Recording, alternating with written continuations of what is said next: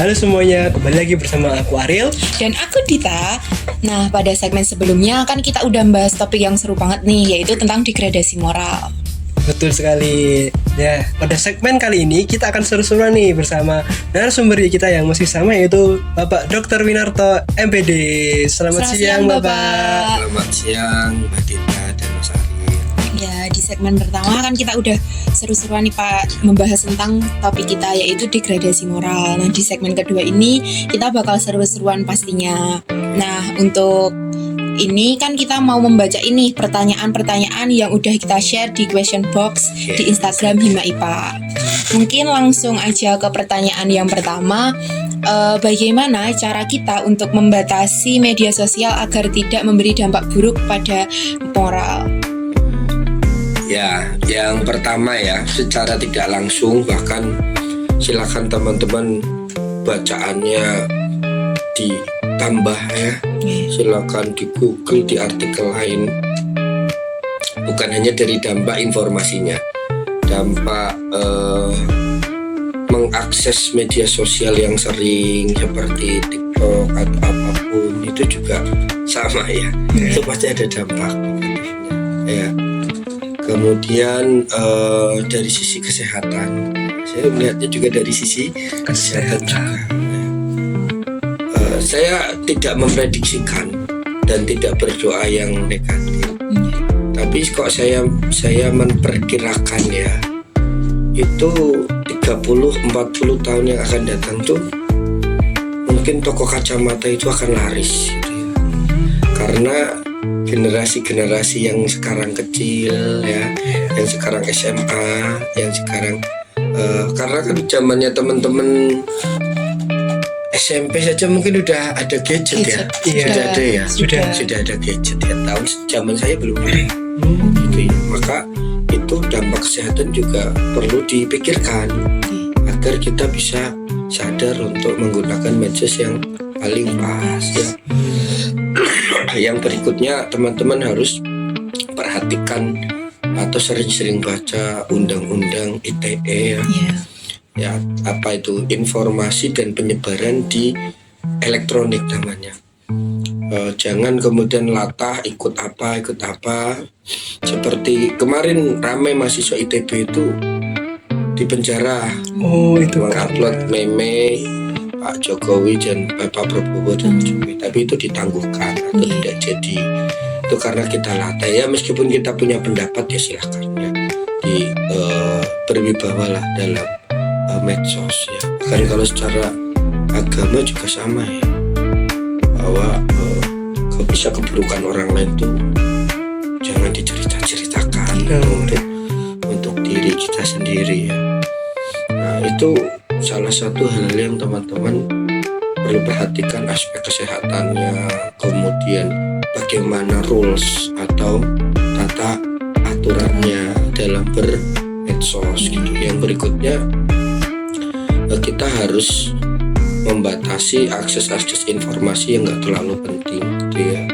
Ya bolehlah nonton Korea, boleh nonton info, tapi jangan semuanya jangan berlebihan, informasi yang nggak terlalu penting. Menurut saya yang selanjutnya jangan mudah mempercayai berita atau informasi yang di medsos karena kevalidannya itu belum. Saya tuh kalau baca berita itu juga di website yang memang terpercaya. Kalau yang muncul klik itu bagi saya masih tidak termasuk dalam referensi konsep, referensi agama atau apapun kan tersaji banyak ya di di informasi yang luas gitu. Itu kalau menurut saya, sehingga teman-teman bisa membatasi diri, mengatur diri sehingga bijak menggunakan medsos. Saya pernah ketinggalan HP itu sekitar 6 jam atau 7 jam. Rasanya sangat enak gitu. Oh ternyata enak ya. Nggak HP. Mungkin kan kecenderungan kita bangun tidur HP, bangun tidur HP dan sebagainya. Itu sih kalau dari saya. Oke, mungkin langsung ke pertanyaan kedua ya Pak. bagaimana sih kita menyikapi degradasi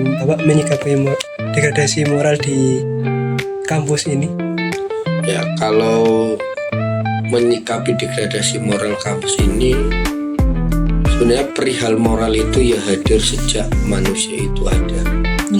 Pasti, karena moral itu berbicara tentang apa yang dilakukan, apa yang diucapkan, apa yang dikerjakan, dan berkaitan dengan sesama manusia. Lebih utamanya adalah manusia. Maka untuk menyikapi degradasi moral yang sekarang, ya teman-teman sendiri harus pintar-pintar tadi untuk kalau punya role model ya, artis K-pop silahkan ya, ustadz silahkan ya, tontonan-tontonan silahkan sesuai dengan keyakinan masing-masing ya, agar tidak ya tadi saya miris beberapa public figure yang followernya banyak, youtubernya banyak, penghasilannya banyak, tapi tadi dengan mudah itu bagi saya kasihan ya, dunia sekolah di sini mendidik jangan di sana los gitu ya. Istilahnya akhirnya negara kita itu ibaratnya ya satunya dorong satunya nahan, misalkan dalam hal karakter ya sekiranya gitu, satunya dongkong satunya narik contohnya itu. Kalau kita harus menyikapi hal ini secara kritis ya. Akan kritis itu nggak perlu dari orang ke orang lain, dari diri sendiri. Dan jangan kemudian mengkritisi April, kamu itu jangan, itu etika dalam mengingatkan tuh banyak ya. Kalau orangnya itu diingatkan biasanya marah.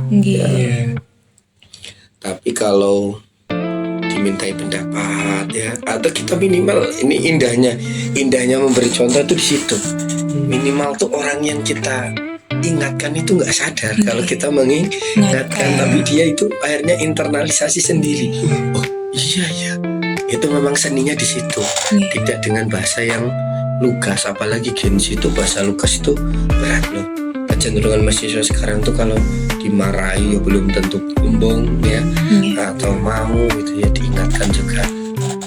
Mungkin punya standar yang ganda, di depannya iya, di belakangnya tidak. Nah, menurut saya begitu sih, lebih ke arah kontrol diri. Oke, pertanyaan yang selanjutnya nih Pak, apa sih langkah-langkah yang dapat mahasiswa ambil untuk mengatasi degradasi moral itu sendiri? Ya, yang pertama adalah negara kita itu negara yang lengkap, dasar hukumnya itu jelas, hubungan dengan Tuhan, hubungan dengan manusia, hubungan dengan dalam berorganisasi, dalam hal-hal sosial, mengeluarkan pendapat, bermusyawarah, itu menjadi nilai yang lengkap, pedoman tanpa melihat perkembangan zaman. Itu Pancasila ya. Ada zaman sebelum saya tadi cerita, saya belum ada internet, saya lahir ya. Sekarang saya memiliki anak ya. Nah, itu sudah ada internet, tapi nilai Pancasila itu kan tetap berlaku. Ya, maka kalau sudah memiliki nilai-nilai, aturan-aturan yang harus ada, menjadi mahasiswa yang baik, menjadi umat beragama yang baik, menjadi bagian dari masyarakat yang baik, anggota keluarga yang baik sesuai dengan norma. Saya rasa begitu sederhananya, meskipun implementasinya sangat tidak sesederhana itu tadi ya, karena kita makhluk sosial ya, banyak sekali motif-motif mempengaruhi untuk melakukan satu tindakan. Saya kira itu dari saya. Jadi langkahnya ya silakan pegang norma yang ada, aturan yang ada, kita sesuaikanlah ya. Saya pernah bercerita ke teman saya, dia diminta cerita. Ternyata setelah saya berpikir panjang tuh, hidup itu ternyata melatih disiplin ya. Analoginya itu begini, ulat jadi kupu ya. Ulat tuh kemudian jadi kepompong ya, kemudian jadi kupu-kupu. Ini fase yang harus dilewati ya. dan nggak boleh ketinggalan gitu. Saya katakan nih, saya sekarang usianya 37 tahun.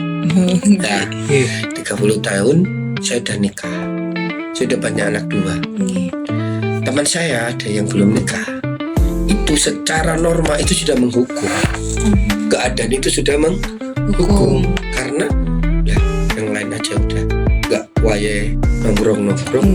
Ya, tapi dia nongkrong. Jadi cara nggak langsung kalau kita sesuai dengan tahapan-tahapan, dengan norma-norma, kita akan mudah sampai pada tujuan dibandingkan tadi kita belok dulu, belok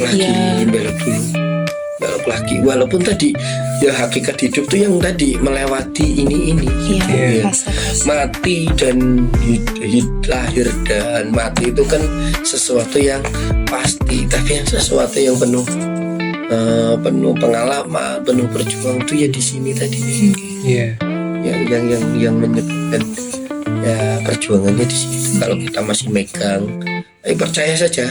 Kalau Anda kemudian jatahnya harus selesai 4 tahun karena disiplin dengan nilai-nilai, Anda lulus 6 tahun mau masuk ke kampus saja rasanya udah beda. Teman-temannya udah gak ada, ketemu dosen kayak pas wisuda hari terindah mungkin selama kuliah ya, juga sama itu paling rauno kencone, rauno singke ibu. Itu analogi lain karena ketika lulus tepat waktu saya katakan sebagai orang yang memegang norma, ya memegang nilai yang kuat, bahkan memperjuangkan, tidak hanya memegang aja. Kalau ada yang kemudian tidak memegang maka ada problem. Memang berbicara hidup itu, membicarakannya itu sangat mudah. Membicarakannya. Tapi kalau menjalaninya, mempraktikannya itulah tantangannya. Yang lebih kelihatan itu kalau menurut saya ya cukup sederhananya pegang prinsip konsisten itu saja sih. Baik, mungkin lanjut ke pertanyaan selanjutnya saja ya Pak. Mendengar tadi Bapak kan sudah berpengalaman sama 10 tahun menjadi dosen ya Pak. Nah, ada nggak sih mahasiswa dan bagaimana sih mahasiswa yang menjadi tantangan Pak Win, terutama mungkin dari moralnya gitu Pak, tantangan yang bagaimana? Ya, jadi bagi saya sendiri kalau melihat perkembangan moral yang sekarang di mahasiswa itu menjadi tantangan bagi saya, bagaimana saya bisa masuk gitu ya, atau kalau bahasanya adalah mengikuti zamannya sehingga harapannya selama perkuliahan apa yang saya sampaikan, baik itu hal positif dan lain sebagainya, itu bisa masuk. Karena kunci untuk memberi contoh dalam proses pendidikan kan seperti memberi contoh ya. Dalam proses pendidikan itu memberi contoh itu ya kita harus diterima dulu sebagai sosok yang menyenangkan, yang tidak kontras dengan orang yang akan kita berikan contoh. Ya, karena misalkan ya tadi ada mahasiswa yang terlambat, saya tidak tipe yang memberikan marah, memukul meja dan sebagainya, tidak. Karena saya harus menelusur dulu kenapa dia terlambat gitu. Dan pun kalau mengingatkan di sesuatu hal yang ramai itu juga sama, kurang masuk, adanya malu, dendam tidak berubah, malah tambah sakit ya, semakin menjadi. Jadi dari saya itu tantangannya bagaimana saya sendiri bisa memberikan wejangan pesan di mahasiswa sehingga mahasiswa itu yang rasanya nyaman, karena beda sekali mahasiswa sekarang dengan zaman dulu, pasti itu berbeda ya. Itu menurut saya tantangan tentang moral mahasiswa gitu. Kalau saya ingatkan ya tetap harus menggunakan analogi dulu, menyentuh relung pikirannya gitu. Selanjutnya kita main games yuk Rilio. Mungkin kita juga akan mengajak Pak Winarto untuk ikut dalam games kita ini. nama games kali ini yaitu mini games 5 detik jawab. Mungkin teknisnya dari kita akan memberi pertanyaan dan Pak Win bisa menjawab pertanyaan dari kita tidak lebih dari 5 detik. Waduh. Ya. Mungkin bisa kita contohkan Iya. dulu ya Pak. Oke. Oke. Mungkin aku Kamu tanya dari ke mana? Dita dulu. Oke, sebutkan 3 benda yang ada di ruangan ini. 1, Kamera, 2, lighting, 3. laptop. Oke. Mungkin kayak gitu ya Pak Oke. teknisnya kurang lebih. Ya mungkin langsung aja masuk ke gamenya. Iya boleh? Oke, yang pertama mungkin dari aku dulu ya Kak. Pak, sebutkan 3 istilah di matematika. Dengerin. 1, Sudah jawab nih. Sudah. Ya, linier, matrik, Pitagoras. Keren ya Ril ya. kenapa tuh Pak milih linier dan Pitagoras? Mungkin ada filosofinya. Ya kalau dulu SMA kan ada materi persamaan tidak samaan. Kalau Pitagoras itu sebenarnya perhitungannya, tapi matematika kan ilmu dasar, Oke. termasuk IPA di dalamnya juga harus paham tadi perhitungan matematis ya. Yang satunya matrik ya. Iya. Ya matrik tuh saya punya guru, ini contoh tadi kaitannya dengan moral. Saya tuh punya guru yang tampilannya sangat santun, tutur katanya sangat lembut dalam mengingatkan dan lain sebagainya, sehingga bagi saya akhirnya guru itu nggak perlu kasih contoh, ini loh saya kayak gini, saya udah bisa, oh memang harus kayak gitu ya. Nah beliau itu saya sama itu 2004 loh. Berarti yo 20 tahun ya. Iya. Kira-kira kan 20 tahun ya. Iya. Terus saya masih ingat tuh, artinya bermakna itu yang disampaikan, yang dilakukan oleh guru saya itu latihan ringkas rumus. Kalau ada latihan ulangan itu yang nilainya besar dapat hadiah, yang nilainya kecil bayar, walaupun kecil ya, dendanya 500 ya, 1000 zaman dulu ya lumayan sih ya. Kemudian santun, kalau ngomong gak pernah marahi tapi disiplin. Saya ingat tuh beliau kalau ngajari matriks ya, perkalian matriks 3 kali 4 ya, apa namanya, pencerminan, transformasi. Saya nyebut otak saya matriks. Oke. Mungkin lanjut nih Pak. Sebutkan 3 alasan bolos sekolah. Mungkin Bapak pernah apa belum? Ya oke. 3 alasan bolos sekolah ya. Ayo Ril. Satu adalah boring ya, gak suka sama gurunya. Satu lagi diajak teman. Waduh. 5, satu lagi Pak. Kan udah 5. 3. Ya, satu diajak teman, boring di kelas, gak suka gurunya. Waduh. Gak suka gurunya. Wow. Di akhir. Mungkin lanjut aja Pak. Yang ketiga, sebutkan mahasiswa IPA yang Bapak ingat sampai saat ini. 1, 2, Noval, Ana, Arya. 4, 5. Mungkin kenapa tuh Pak bisa memilih 3 orang itu? Ya, Yang akhirnya paling saya ingat. akan cerita ya, dan memperhatikan ini kaitannya dengan karakter. Ya. Jadi untuk Mbak Ana itu saya lama di hal program PPKU ya. Saya nggak tahu di hadapan saya ya. Kalau di hadapan saya dia banyak konflik tapi tidak terlalu mengeksplor, mungkin di apa ya, langsung dan sebagainya. Dan dia juga tipenya yang rajin, konsisten kan, bahkan kemarin kan juara 2 Mapres, Mapres MIPA ya. Ya itu pun sebenarnya ada tantangan yang luar biasa waktu itu. Ketika melakukan kegiatan PPK itu dimarahi oleh warga dan sebagainya. Itu karena tadi strateginya salah juga, mungkin kalau berkomunikasi lewat WA dan sebagainya harus saya datang. Ya itu. Yang kedua adalah Arya itu ya, Arya. Ya saya ingatnya kan ketua Hima ya. Ya sejauh ini ya komunikasinya bagus, sopan ya. Kemudian ya bisa ngayomi lah ya, bisa ngayomi. Saya nggak tahu emosional atau tidak, kan saya nggak tahu ya mahasiswa itu statusnya apakah disembunyikan atau tidak, kan saya nggak tahu ya, karena ada pengaturan. Tapi sejauh ini sepanah. Yang satu itu ketua hima, yang sekarang itu Noval. Ya. Noval itu ya cenderungnya pendiam, ya. Itu Mas Noval tuh. Introvert, ya. Introvert. Ya cukup pemikir lah, ya. Dan tadi hadir ke sini nih, ketua hima datang nih. Wah, ini Pak Jokowi membumi, ya. Broker-brokernya ya datang. Itu sebenarnya nilai yang menurut saya jangan kok karena kabit ya, karena ketua wakil ketua tidak. Ya ada tiga kata yang paling ajaib kalau menurut saya berlaku di semua, di pekerjaan, di masyarakat ya. Tiga ajaib itu, satu minta tolong. Yang kedua adalah terima kasih. Ya. Terima kasih ya. Satu lagi apa ya Sunda nih? Tolong ya, maaf. Ya, itu maaf menurut saya.